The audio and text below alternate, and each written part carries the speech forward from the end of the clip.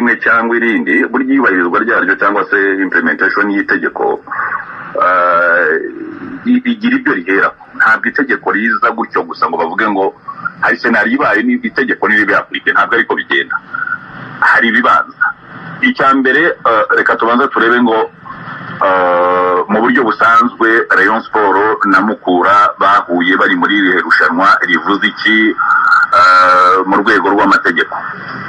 Icya mbere cyo bari mu irushanwa rya Ferwafa, ni irushanwa rizwi rifite amategeko arigenga.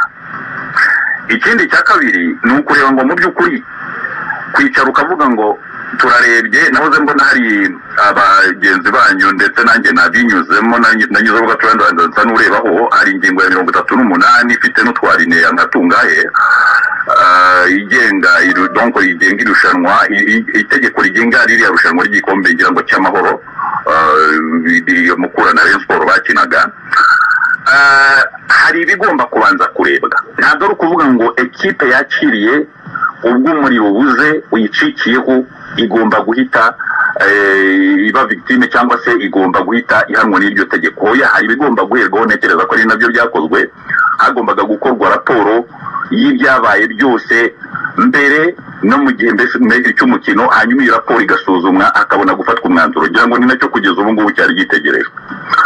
Hanyuma ikindi kirebwa buriya, iyo itegeko rihari bagasanga ibigenderwaho kugira ngo rishyirwe mu bikorwa byuzuye, mu by'ukuri ubundi nta kiba kigomba gutuma ritubahirizwa.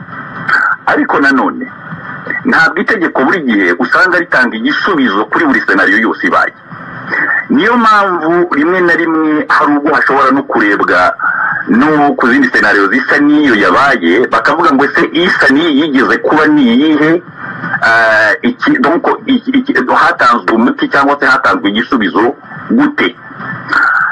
Urugero reka dubanza dufate hari senariyo igeze kuba ngira ngo yari igikombe cy'amahoro